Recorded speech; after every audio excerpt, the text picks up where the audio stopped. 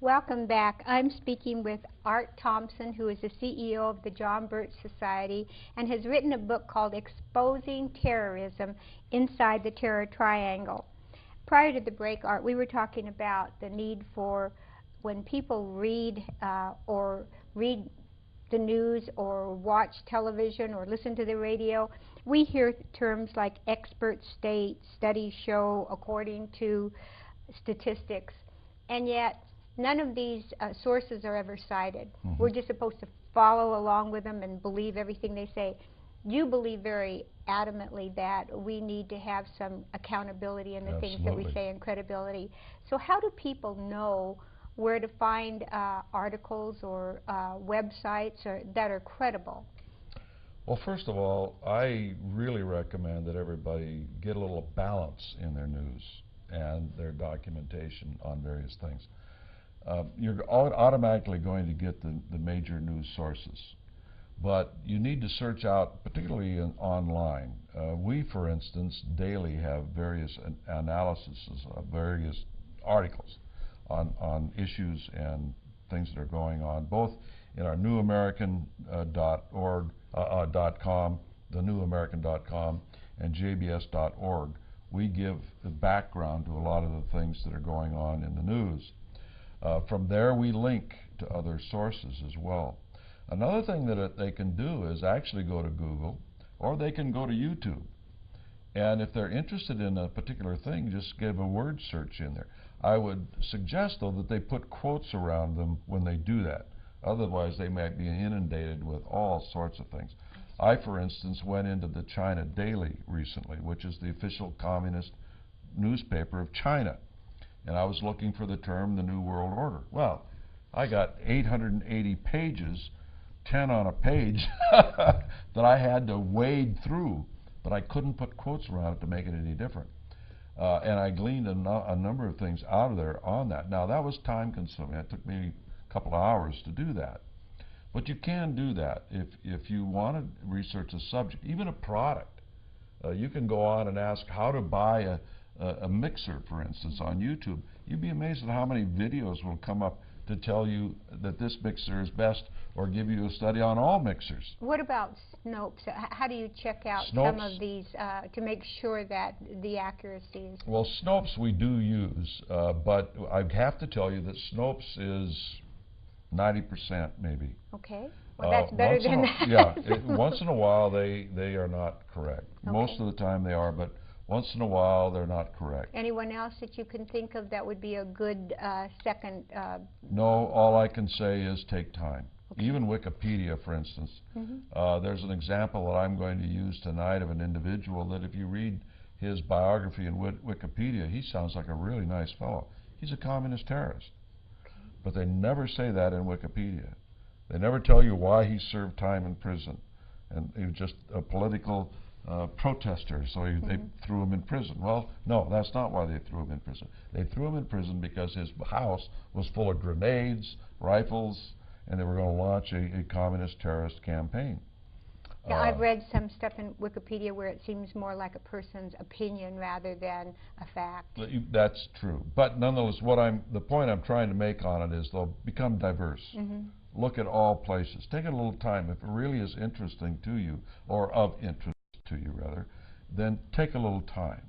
Take a little responsibility onto yourself to become more diverse in how you look at the news and how you research what's really going on.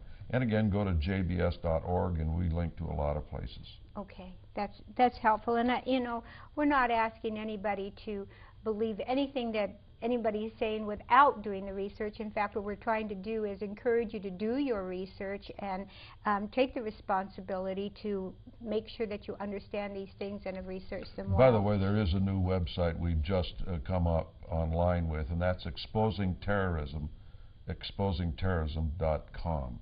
Oh. We're putting a lot of research that we've done. We're going to be fleshing that out with more and more. That will link to a lot of places, has a lot of different resources available to that. It'll probably be more than you want to know. Well, that's all right. You know, there's just so many questions that, you know, time constraints don't allow us to go into these. But, you know, with respect to Homeland Security and the Patriot Act, I remember when our own Governor Butch Otter was a member of Congress. He toured the state speaking on the Patriot Act, and he was adamantly opposed to Yes. it, and you know, warned us about some of these things, did a real fine job of informing people. But unfortunately, too many people just pick up I don't know, Newsweek or a newspaper, and they read something and just take it as fact instead of doing their research. There's one thing, one point I'd like to make, and that is this, that whenever you curtail civil liberties in order to fight a war or find a criminal or something like that, it's always on a temporary basis and localized as possible. This is across the whole country, the violations of the Bill of Rights. Now you have to ask yourself the question, when are we going to get this back? If Napolitano says that we're going to live with it forever, that implies we're never going to get it back. Now, okay, so we say, well, we can live with what we've got, the liberties that we've lost. Well, what about the next terrorist attack? Then the next terrorist attack. Well, government has a bad habit of not returning rights to the people. It's kind of like a temporary tax increase. Yeah. Well, you know, I can tell you that my concern has been for a long time what we're doing and what we're leaving to future generations. Exactly. We had 2 grandbabies born this year, which was such a joy, but they left the hospital with 2 things: Social Security number and a debt. Yep. And that just seems incomprehensible to me that we would do something like that to future generations. Well, people can get copies of your book. They can go on to your website on exposingterrorism.com, jbs.org. I would really encourage people to do their homework and read these things and get more involved. In the last few minutes, what would you like to tell us?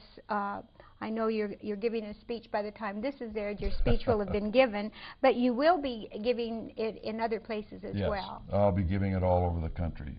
Okay. And we're adding... Is the adding... schedule on your website? Yes, it is. Okay. Yeah, and there will be some private speeches as well in boardrooms and that sort of thing, because there's some businessmen that want to hear it, but they don't have the time to come out at night, but they have the time during the day, and so I'm going to be doing well, that. Well, this is a relatively short read. I mean, my goodness, 38 pages, folks. You can do that in no time. And how can they get a copy of this book? Just go to exposingterrorism.com or jbs.org. Actually, if they go to jbs.org, they can buy it right from that site. Okay. So we have just a few minutes left to wrap up. What would you like to let people know in the last minutes? Well, one of the things that I'd like people to understand is that they cannot trade liberty for security. To do so is a real lack of responsibility to their children. I mean, their children, like you said, they leave the hospital with debt. That's bad enough. But we grew up as free citizens. It was something paid for by the blood and sweat of our forefathers. We're not asking for blood and sweat. We're asking for a little time to do your research, to find out what's really going on, and then get involved in a peaceful way, in the party of your choice, or whatever instrument that you see as a way to affect change in your community. But get involved. Thank you so much, Art. I appreciate your pleasure. being here. I'm Elizabeth Allan Hodge. The program is FYIdaho.